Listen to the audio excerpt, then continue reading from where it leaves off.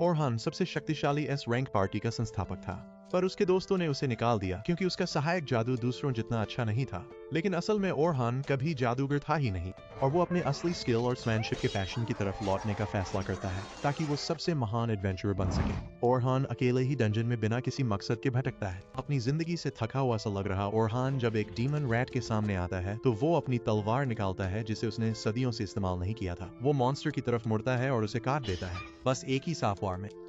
उसे एहसास होता है कि इतने वक्त तक तलवार न चलाने की वजह से उसका हाथ थोड़ा ढीला पड़ गया है। इससे डंजन के कुछ और रैट्स का ध्यान उसकी तरफ जाता है जो तुरंत ओरहान पर हमला करने के लिए दौड़ते हैं।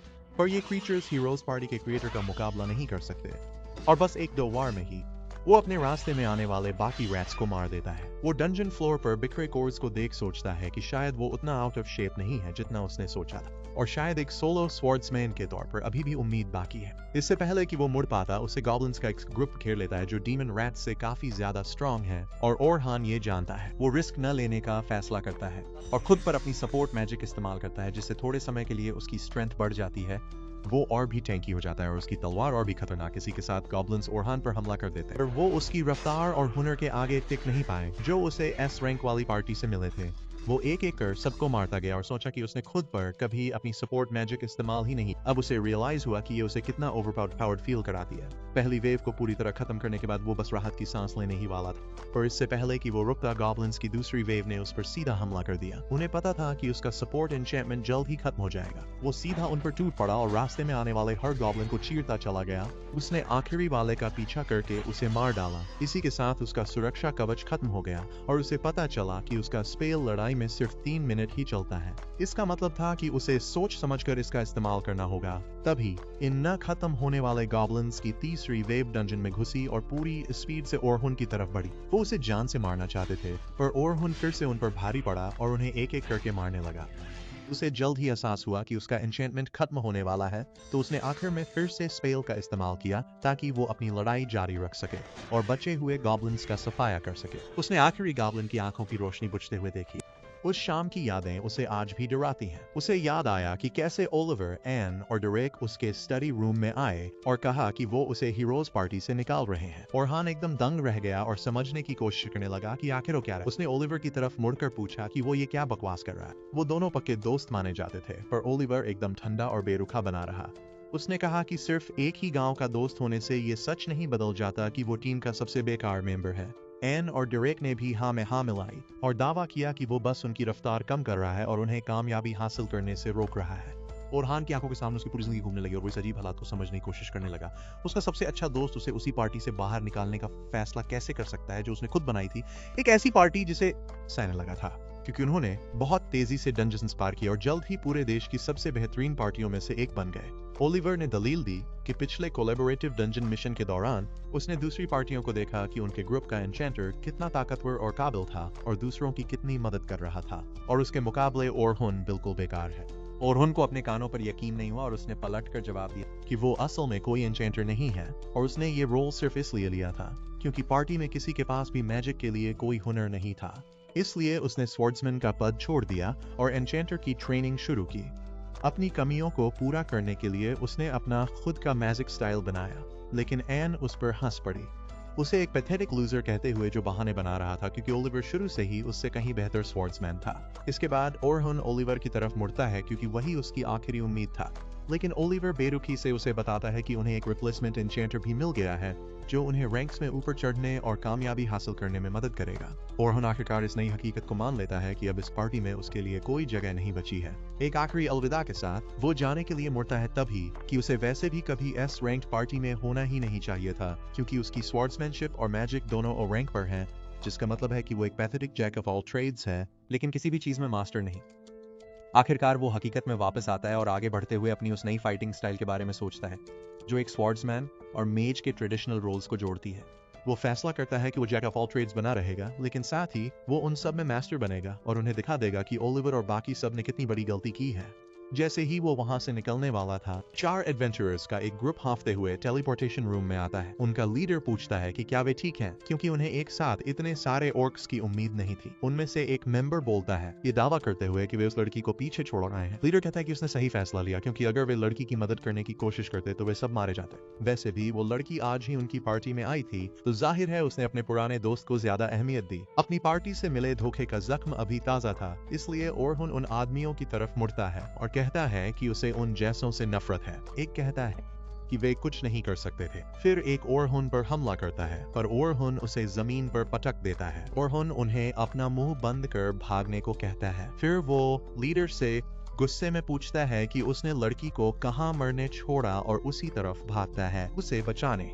वो उसे गुफा के अंत में पाता है जहां ऑर्क्स ने उसे घेर लिया था। वो आंखों में आंसू लिए दीवार से सटकर पीछे हट रही थी और ऑर्क्स के बढ़ने पर शील्ड यूज कर रही थी, पर शील्ड ज्यादा नहीं टिकी और जैसे ही ऑर्क्स ने उसे तोड़ा और उसकी जान लेने ही वाले थे, तभी ओरहुन कूदकर विंड मैजिक से उन्हें पीछे धकेलता है। वो लड़की दंग रह गई, पर ओरहुन ने तुरंत तलवार निकालकर ऑर्क्स पर हमला किया और पहले ऑर्क ने उसे पटकने की कोशिश की, मगर ओरहुन ने हमला रोक लिया और सपोर्ट मैजिक से ऑर्क्स को मक्खन की तरह काट दिया। लड़की उलझन में खड़ी थी कि ओरहुन स्वॉर्ड्समैन है या मेज, क्योंकि उसने हमला करने से पहले रीइंफोर्समेंट मैजिक से तलवार की धार तेज की थी, उनके हथियारों और शरीरों को काटते हुए। उसे लगा वो सही थे, क्योंकि वो इतने ऑर्क्स का सामना नहीं कर पाते और वो साथी को छोड़ने के बजाय मरना पसंद करता। इसी सोच के साथ उसने दर्जनों मॉन्स्टर्स को काट डाला। लड़की हैरानी से देख रही थी कि ये कौन है, जबकि ओरहुन उन्हें मारता जा रहा था। उसने गुफा के हर एक ऑर्क को खत्म कर दिया, पीछे सिर्फ उनकी लाशें और चमकते हुए कोर्स रह गए। इसके बाद वो गुफा के आखिर में बैठी उस लाल बालों वाली लड़की की तरफ मुड़ता है, लेकिन देखता है कि एड्रेनालाइन खत्म होते ही वो फर्श पर गिर गई है। जब सूरज ढलने लगा तब वे डंजन से बाहर आए और उस लड़की ने अपना नाम सोफिया बताया। फिर उसने जान बचाने के लिए शुक्रिया कहने के तौर पर उसे डिनर पर बुलाया। ओरहुन मान गया और उसके साथ एक टैवर्न तक गया जो सिल्वर रैबिट्स गिल्ड का था। उसे एहसास हुआ कि वो उसी गिल्ड से है, क्योंकि उसकी केप पर एक क्रेस्ट भी था और उसे लगा कि वो किसी की याद दिला रही है, पर उसे याद नहीं आ रहा था। जल्द ही वो कंफ्यूजन दूर हो गया जब सोफिया ने उसे अपनी बड़ी बहन सेल्मा से मिलवाया, जिसे ओरहान पहले से जानता था, क्योंकि वो भी एक दूसरी पार्टी की एस रैंक्ड एन्चेंटर थी। सेल्मा देश की सबसे ताकतवर एन्चेंटर थी और उसी ने रोल्स को बांटने का सिस्टम बनाया था, जैसे कि हमलावर स्वॉर्ड्समैन, डैमेज झेलने वाला टैंक और सपोर्ट करने वाला मेज। वो ओरहुन को घूर कर कहती है कि वो FBI को बुलाएगी, क्योंकि उसकी बहन नाबालिग है। ओरहान फौरन कहता है कि उसका नाम एप्स्टीन फाइल्स में नहीं है, तो वो चिल कर सकती है। जब सोफिया अपनी बहन को बताती है कि ओरहान ने असल में उसकी जान बचाई है, तो सेल्मा थोड़ी शांत होती है और अपनी बहन को बिना बताए अकेले डंजन जाने के लिए डांटती है।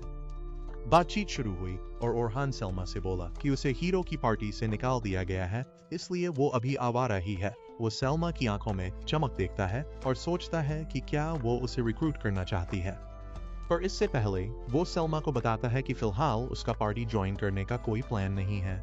सेल्मा उसे भाव न खाने को कहती है और पूछती है कि क्या वो जॉब करेगा। ओरहान हैरान रह जाता है और वो क्यूरियस होकर जॉब के बारे में पूछता है।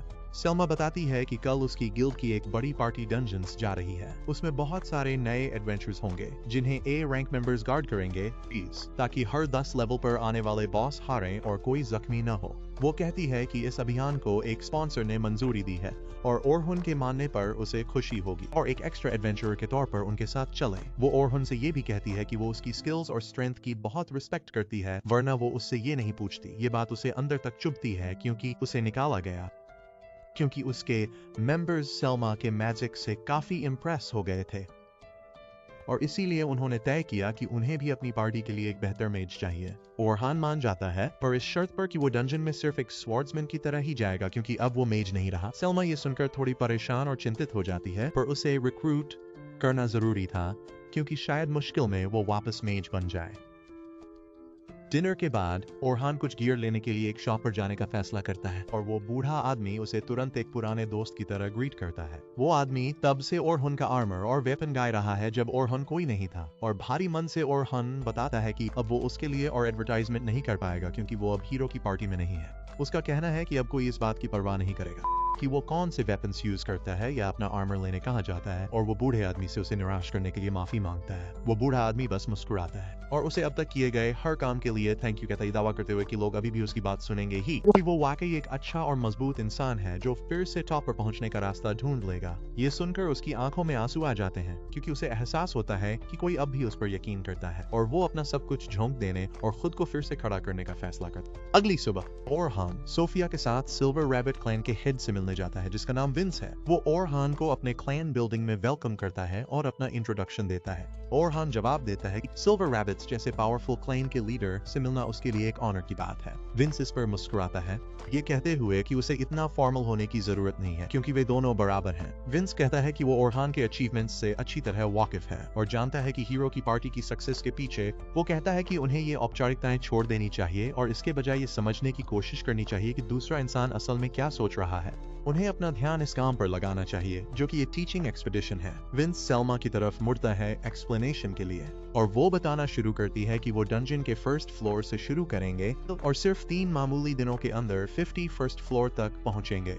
वो कहती है कि पहले दिन वो लेवल 21 पर रुकेंगे और दूसरे दिन अपनी जर्नी जारी रखते हुए फ्लोर 36 तक जाएंगे, और आखिरकार तीसरे दिन उनका गोल 51st फ्लोर को जीतना है। ये सब समझाते हुए उसे कल की विंस के साथ हुई वो बात याद आती है जब उसने पहली बार उसे बताया था कि ओरहन को हीरोज पार्टी से निकाल दिया गया है।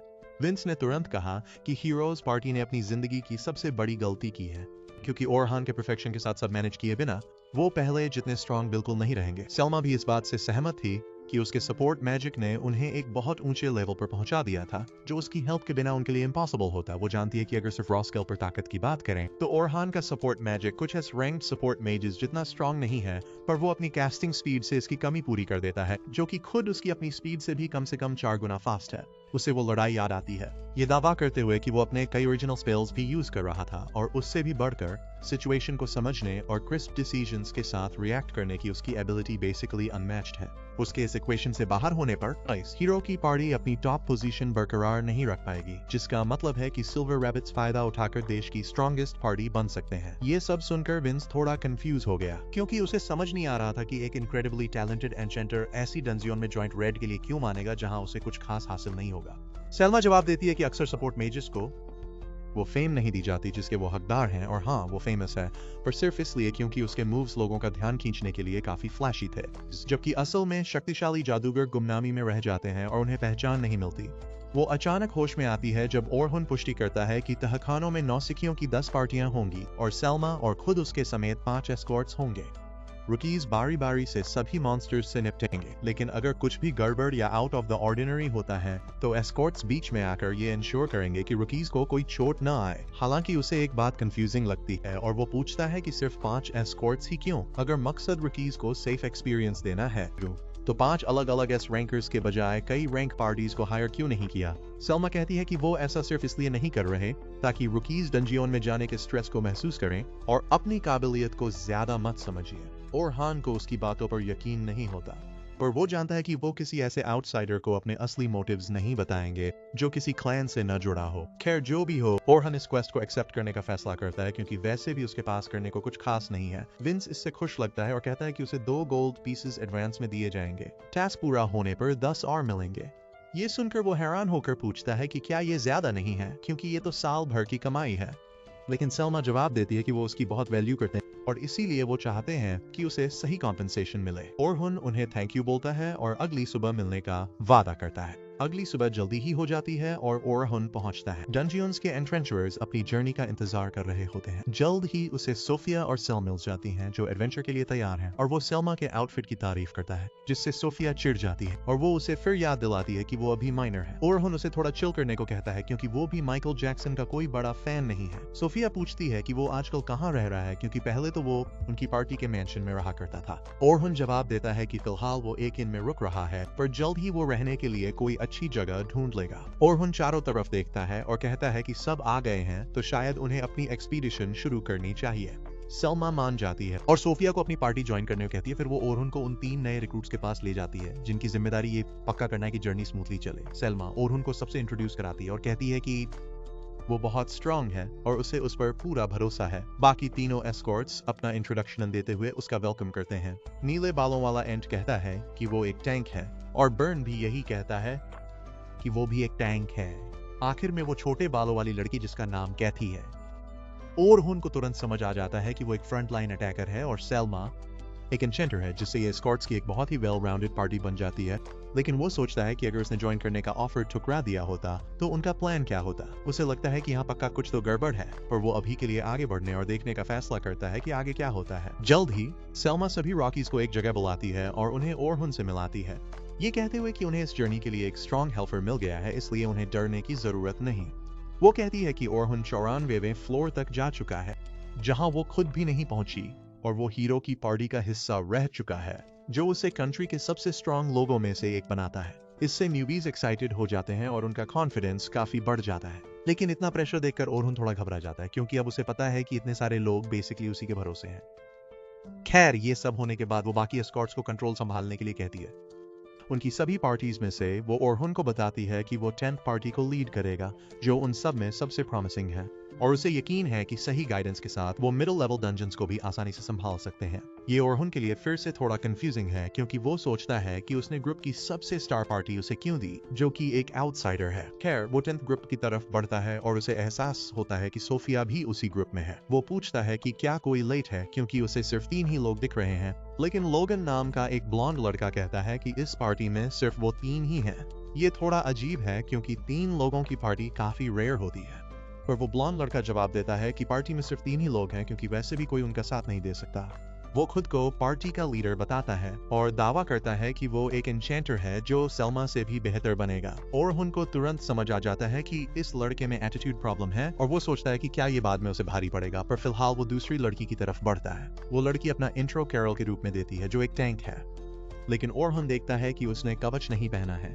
वो पूछता है, क्या तुम इसे तहखाने के अंदर पहनोगी? पर वो कहती है कि वो कोई ढाल या कवच इस्तेमाल नहीं करती। ओरहुन पूछता है, तो क्या तुम रोकने से ज्यादा बचने पर ध्यान देती हो? कैरल कहती है, हाँ, क्योंकि मैं नहीं चाहती कि कोई भी मॉन्स्टर उसे होते हैं। डाज टाइप टैंक्स रेयर होते हैं, क्योंकि वो अक्सर अपनी जबरदस्त स्पीड और स्किल्स का यूज मॉन्स्टर्स को करीब से डाज और काउंटर अटैक करने के लिए करते हैं। लेकिन उसके लिए एक्चुअल कॉम्बैट एक्सपीरियंस चाहिए, जो इस लड़की के पास बिल्कुल नहीं है। वो पूछता है कि क्या क्लैन ने उसे पहले वार्न नहीं किया था?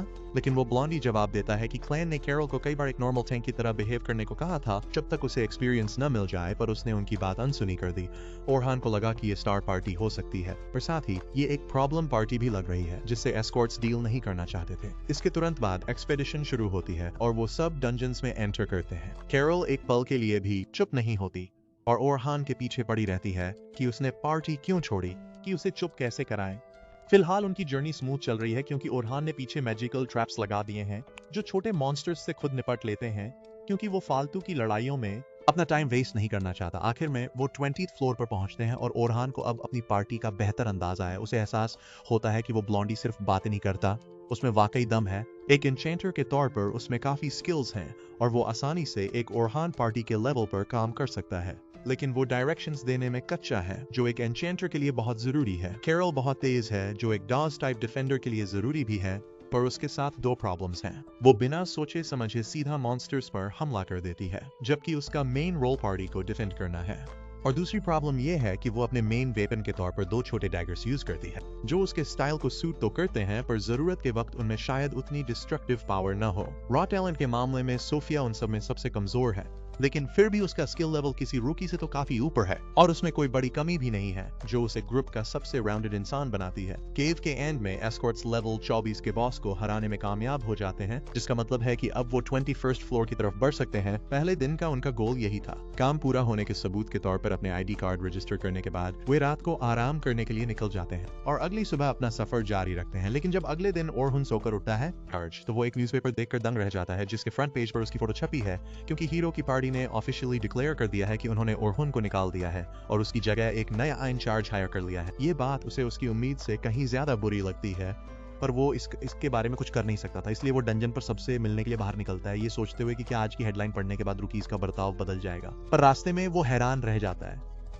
तभी नीले बालों वाली एक लड़की सामने आती है जो लूना निकल। वो हीरो की पार्टी की हीलर है। उसे याद आता है कि उसके आखिरी दिनों में भी जब सब उसके साथ बुरा बर्ताव कर रहे थे, लूना हमेशा उसे देखकर मुस्कुराती थी और मदद के लिए तैयार रहती थी। जिस दिन उसे निकाला गया वो किसी काम से बाहर गई हुई थी, वरना दूसरों के लिए उसे पार्टी से बाहर निकालना इतना आसान नहीं होता। लूना तुरंत ओरहान का हाथ पकड़ लेती है और उससे वापस आने की भीख मांगती है। वो कहती है कि वो पार्टी को समझा देगी कि उन्हें उसकी कितनी जरूरत है। वो साथ मिलकर ग्रेट डंजन पार करने के उनके वादे की याद दिलाती है, पर इससे वो और चिढ़ जाता है और कहता है कि वो वादा उन तीनों ने मिलकर किया था, जिसमें ओलिवर भी शामिल था, और उसी ने उसे दिल दुखाकर पार्टी से बाहर निकाला है। वो मुड़ता है और लूना से कहता है कि वो उस पार्टी में अब कभी वापस नहीं जाएगा और डंजन के एंट्रेंस की तरफ बढ़ जाता है। रास्ते में ओरहान सोचता है कि कैसे उसे हीरो की पार्टी से निकाला गया था, और आज के न्यूज़पेपर में भी यही साफ साफ लिखा था, जिसका मतलब है कि नए रिक्रूट्स अब उसे लेकर काफी कंफ्यूज्ड होंगे। खासकर तब जब सलमा ने हीरो की पार्टी का होने की वजह से उसकी इतनी तारीफ की थी, पर अब सच सबके सामने आ गया है। वो जल्द ही डंजन के एंट्रेंस पर पहुंचता है जहां सारे रूकीज अंदर जाने का इंतजार कर रहे होते हैं, पर यहाँ की पूरी ऊर्जा ही बदल गई है और ऐसा लगता है कि हर किसी ने आज का अखबार पढ़ लिया है। जो नए लोग हैं वे आपस में कह रहे हैं कि ओरहुन अब हीरोज पार्टी का सदस्य नहीं है। वहीं लोगन सोच रहा है कि अगर ओरहुन ने अपनी मर्जी से पार्टी छोड़ी होती तो बात अलग थी, लेकिन पेपर में साफ लिखा है कि ओरहुन को हीरोज पार्टी से निकाल दिया गया है क्योंकि वो बहुत इस एक हफ्ते ने सब कुछ बदल दिया है। ओरहुन रूकीज को ग्रीट करने की कोशिश करता है, लेकिन उसे उनकी तरफ से मिला जुला रिस्पॉन्स मिलता है। उसे एहसास होता है कि अब उसका स्वागत जैसे पहले जैसा नहीं रहा, और ये सब एक बेवकूफ अखबार की हेडलाइन की वजह से है। तभी सेल्मा, एंट, बर्न और कैथी के साथ वहां आती है। वो तुरंत ओरहुन से माफी मांगती है क्योंकि उसी ने रूकीज को रिलैक्स करने के लिए इस बात पर जोर दिया था कि ओरहुन पहले हीरोज पार्टी में था। ओरहुन फौरन कहता है कि इसमें आपकी कोई गलती नहीं है और आपको अपना सिर हमेशा की तरह ऊंचा रखना चाहिए। आप पार्टी को डंजन्स में लीड कीजिए और मैं सपोर्ट दूंगा। एंट, बर्न और कैथी भी कहते हैं कि ओरहुन और हीरोज पार्टी के बीच क्या मसला है, इससे कोई फर्क नहीं पड़ता। असल में ओरहुन दुनिया के उन बहुत कम लोगों में से एक है जो 94 मंजिल तक गए जिंदा वापस आए हैं। इससे ओरहुन को लोगों की नजरों से थोड़ी राहत मिलती है और वो अपनी पार्टी की ओर बढ़ता है जहां सोफिया और कैरोल उसे दिल से गुड मॉर्निंग विश करती हैं। लेकिन लोगन थोड़ा हिचकिचा रहा है और उसे समझ नहीं आ रहा कि ओरहुन के साथ कैसा बर्ताव करे। ओरहुन खुद बात शुरू करता है और अपनी पार्टी से पूछता है कि क्या उन्होंने आज का न्यूज़पेपर देखा। सोफिया और कैरोल जवाब देती हैं कि हाँ, उन्होंने न्यूज़पेपर देखा है, लेकिन इसे पढ़ने का कोई फायदा नहीं क्योंकि ये झूठ से भरा है। पर लोगन फॉक्स न्यूज नहीं देखता, इसलिए उसे सच सुनने की आदत है और वो ओरहान से पूछता है कि क्या न्यूज़पेपर ने सच कहा है। ओरहान जवाब देता है कि टेक्नी न्यूज़पेपर सच कह रहा है क्योंकि उसे सच में पार्टी से निकाल दिया गया था, क्योंकि बाकी मेंबर्स के हिसाब से वो बहुत कमजोर था। वो उनसे माफी मांगता है कि उसने ये बात उन्हें शुरू से नहीं बताई और कहता है कि वो वैसा हीरो नहीं है जैसा सब उससे एक्सपेक्ट कर रहे हैं। सोफिया से अब और रहा नहीं जाता और वो कहती है कि वो सच नहीं बोल रहा है। करती है कि वो सुपर स्ट्रांग है क्योंकि उसने उसे अकेले ही ऑर्क्स की एक बड़ी फौज से लड़ते और बिना पसीना बहाए उन्हें हराते देखा था। ओरहुन उस पर भरोसा करने के लिए उसे थैंक यू कहता है और बाकी सबको बताता है कि भले ही वो अब हीरो की पार्टी का हिस्सा नहीं है, पर वो अभी भी इतना कैपेबल है कि उन्हें आसानी से 51वें फ्लोर तक पहुंचा सके और उनसे खुद पर भरोसा करने को कहता है। लड़कियां तो इस बात से खुश लगती हैं, लेकिन लोगन निराश दिखता है क्योंकि उसे लगता है कि उसे धोखा दिया गया है। वे जल्द ही डंजन्स में एंटर करते हैं और आज रिक्रूट्स को 21वें फ्लोर से 35वें फ्लोर तक जाना है, लेकिन अभी भी उसे उन्हें कोई ऑर्डर्स या गाइडेंस नहीं देनी है और बस पीछे रहकर ऑब्जर्व करना है। वो तभी दखल देगा जब चीजें हाथ से बाहर होने लगे। उनकी जर्नी स्मूथली चलती रहती है क्योंकि कैरोल अपने ट्विन डैगर्स और अप क्लोज फाइटिंग स्टाइल से 24वें फ्लोर के सभी मॉन्स्टर्स को संभाल लेती है। सोफिया लेवल 30 के मॉन्स्टर्स को हैंडल कर लेती है, जिसे देख ओरहान हैरान है कि उसने सोफिया को कम आंका था। जल्द ही वे 31वें यानी मिडिल फ्लोर पर पहुंच जाते हैं। इसका मतलब है कि अब रुकीज एक अननोन टेरिटरी में है और उन्हें अपने गाइड्स की सलाह और मदद की जरूरत है। इस बार ओरहान लीड लेता है और अपनी पार्टी के आगे चलता है, ये पक्का करने के लिए कि इस फ्लोर पर कुछ भी अजीब न छिपा हो। तभी उसे आगे कुछ गोब्लिन्स की प्रेजेंस फील होती है और वो अपनी पार्टी को लड़ने के लिए तैयार रहने को कहता है। उसे ये भी एहसास होता है कि एक स्ट्रे ऑर्क भी शायद उसी एरिया में भटक कर आ गया है, जिससे फाइट थोड़ी ट्रिकी हो सकती है, लेकिन चूंकि उसका रूकीज का बैच फाइटिंग में काफी अच्छा है, उसे ये बैटल हारने की कोई चिंता नहीं है। वो तुरंत कैरोल को गोब्लिन्स पर अटैक करने के लिए कहता है। वो सोफिया को अपने लॉन्ग रेंज जादुई स्पेल्स से ऑर्क को संभालने के लिए कहता है। वे दोनों उसके इंस्ट्रक्शंस मानते हैं और कैरोल तुरंत अटैक करके फिर से भिड़ जाती है। गोब्लिन्स के खिलाफ ऑर्क का सामना करने के लिए तैयार होती है और हान फिर लोगन की तरफ मुड़ता है और उसे अपनी सपोर्ट मैजिक यूज करने के लिए कहता है। लेकिन इससे पहले कि वो अपनी बात कर पाता, लोगन पहले ही कई मैजिकल सर्कल्स बना लेता है और कैरल की मदद के लिए एजिलिटी स्पेल्स कास्ट करने लगता है ताकि उसे गोब्लिन्स के खिलाफ एडवांटेज मिल सके। लोगन को अभी भी पूरी तरह यकीन नहीं है कि ओरहन जैसा इंसान उसे किसी भी चीज में गाइड कर सकता है, खासकर इसलिए क्योंकि उसे लगता है कि ओरहान की सलाह इतनी सिंपल है कि उसकी जगह कोई भी वही करता।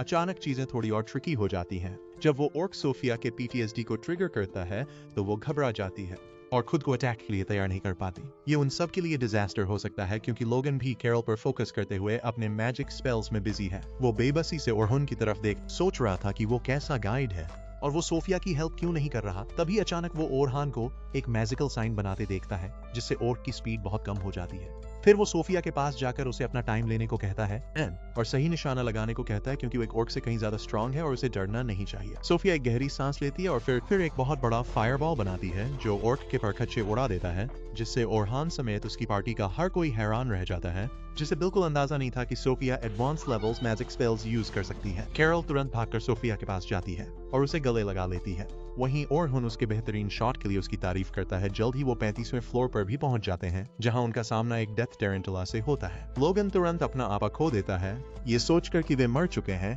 क्योंकि उससे बचने का कोई रास्ता नहीं। मगर सोफिया और कैरल दोनों को ओरहन पर पूरा भरोसा है और वो उसके ऑर्डर्स का इंतजार कर रही हैं। ओरहन तुरंत लोगन से कहता है कि वो कैरल पर एजिलिटी अप और स्ट्रेंथ अप यूज करे जबकि सोफिया पर मैजिक अप यूज करे। लोगन सोचता है कि क्या ये बंदा पागल हो गया है क्योंकि वो बिना किसी बदलाव के वही पुरानी स्ट्रेटजी यूज कर रहा है, लेकिन वो ऑर्डर्स फॉलो करने का फैसला करता है और स्पेल्स यूज करता है। फिर ओरहन कैरल से कहता है कि वो मॉन्स्टर के साथ क्लोज क्वार्टर्स कॉम्बैट में भिड़ जाए और उसका पूरा ध्यान अपनी तरफ रखे। कैरल हाँ में सिर हिलाती है और तुरंत टेरेंटुला की तरफ दौड़ पड़ती है। लोगन उसे रोकने की कोशिश करता है पर ओरहन उसे रोक कर कहता है कि अगर वो आगे गया तो वो सब बहुत बड़े डिसएडवांटेज में आ जाएंगे, इसलिए उन्हें बस इंतजार करना चाहिए। फिर ओरहन सोफिया से मॉन्स्टर पर कूदने और उसकी पीठ चीर देने को कहता है। सोफिया तुरंत समझ जाती है कि उसे क्या करना है। वो उसके सिर पर कूदती है और अपनी ब्लेड आगे से पीछे तक चला देती है। ओरहन फिर उससे कहता है कि वो उसका ध्यान भटकाती रहे, लेकिन उसे सावधान रहना होगा क्योंकि मकड़ी जहरीली है, इसलिए उसे हर अटैक को चकमा देना ही होगा। मकड़ी अपने नुकीले पैरों से कैरल को मारने की कोशिश करने लगती है, लेकिन वो एक के बाद एक अटैक्स को चकमा देती रहती है और यहाँ तक कि कुछ अटैक्स को वापस मोड़ भी देती है। मॉन्स्टर को सरप्राइज करता है कि उसे कैरल पर अपने स्पेल्स जारी रखने होंगे क्योंकि इस वक्त उसकी जान उसी के हाथों में है। इसके साथ ही वो सोफिया की तरफ मुड़ता है और उसे मॉन्स्टर को दबोचने के लिए कहता है। सोफिया तुरंत बात समझ जाती है और अपनी एरो कटर एबिलिटी का इस्तेमाल करके उसके पैरों को काट देती है, जिससे वो जमीन पर गिर जाता है। कैरल जश्न मनाने लगती है, लेकिन ओरहन उसे सावधान रहने को कहता है क्योंकि लड़ाई अभी खत्म नहीं हुई। पर यह सलाह थोड़ी देर से आई क्योंकि वो स्पाइडर मॉन्स्टर अभी मरा नहीं था और वो अपने जालों से कैरल को पकड़कर अपनी ओर खींचने लगता है।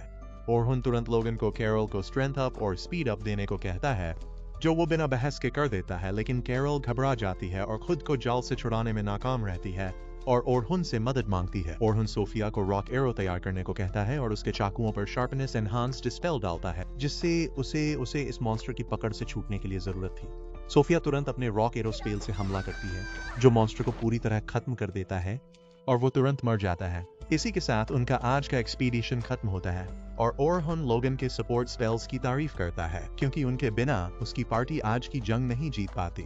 जब तक वे गुफाओं से बाहर निकलते हैं, सूरज ढलने लगता है और सेल्मा सभी रुकीज को उनकी अब तक की अचीवमेंट्स के लिए बधाई देती है, ये कहते हुए कि सबने अब तक बहुत अच्छा काम किया और सफर का आखिरी कदम कल है, इसलिए उन्हें आराम और ठीक से खाना चाहिए। इसके साथ सब अपने रास्ते निकल गए। तभी ओरहन को एंट और बर्न रोककर लंच के लिए बुलाते हैं। थोड़ी देर सोचने के बाद ओरहान मान गया क्योंकि रोज रोज शहर लौटते हुए कोई ट्रीट ऑफर नहीं करता। लोगन सोफिया से उस एनकाउंटर के बारे में पूछता है जहां ओरहन ने उसकी जान बचाई और डिटेल्स मांगी कि वो कौन से स्पेल्स यूज कर रहा था। सोफिया याद करके जवाब देती है कि उसने पहले विंड ब्लास्ट यूज किया, फिर ऑर्क्स के टुकड़े करने से पहले तलवार एनहांस करने के लिए मैजिक यूज किया। लोगन को लगता है कि ओरहान में कुछ तो अलग है क्योंकि आज उसने नोटिस किया कि ओरहान ने कैजुअली एक स्पेल यूज किया ताकि सोफिया की तरफ बढ़ रहे ऑर्क की एजिलिटी कम हो। इस तरह के स्पेल्स को डीबफ्स कहते हैं और ये बहुत ही ज्यादा मुश्किल होते हैं। सेल्मा जैसे टैलेंटेड मेजेस भी बहुत प्रिपरेशन के बाद कुछ दिनों में मुश्किल से एक डीबफ यूज कर पाते हैं। ऊपर से ओरहान परफेक्ट स्पेल कैस्टर जैसा था। उसे पता था टीम फाइट में कब स्पेल का कौन सा एस्पेक्ट यूज करना है। उसे पता था एनहांसमेंट की एग्जैक्ट टाइमिंग कब खत्म होगी और उसने मूवमेंट्स प्रेडिक्ट करने के लिए प्रीएम्प्टिव स्पेल्स भी यूज किए। इससे लोगन को लगा कि उसने ओरहान को गलत समझा। और वो कोई मामूली मेज नहीं बल्कि एक असली जीनियस है। शहर वापस आकर ओरहन बायर्न और एंट के साथ एक टैवर्न में रुकता है और वो उसे कहते हैं कि जो चाहे ऑर्डर करे क्योंकि पैसे वो देंगे। फिर वो उससे उसके असली रोल के बारे में पूछने लगते हैं क्योंकि पहले वो हीरो की पार्टी में एन्चेंटर था पर अब वो स्वॉर्ड्समैन होने का दावा करता है। ओरहन कहता है कि वो हमेशा से स्वॉर्ड्समैन ही था, जब से उसने अपने दादाजी को गांव में घुसे एक विशाल बीस्ट को मारते हुए देखा था। उसके मन में ये बात बैठ गई कि चाहे कुछ भी हो जाए वो एक स्वॉर्ड्समैन ही बनेगा। और कुछ समय के लिए उसकी ये इच्छा पूरी भी हुई जब वो हीरो की पार्टी में स्वॉर्ड्समैन था। लेकिन फिर जैसे ही उन्होंने लोअर लेवल्स की तरफ बढ़ना शुरू, उनकी रफ्तार थोड़ी कम होने लगी क्योंकि सामने आने वाले मॉन्स्टर्स की ताकत और खतरा बढ़ता जा रहा था।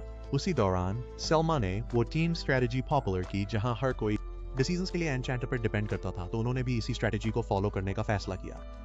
बदकिस्मती से उनकी पूरी पार्टी में कोई भी ऐसा नहीं था जिसमें एन्चेंटर बनने की काबिलियत हो, तो उनके लिए ओरहन ही सबसे बेहतर था। अपनी पार्टी की खातिर उसने स्वॉर्ड्समैन का रुतबा छोड़ने का फैसला किया और एक एन्चेंटर बन गया।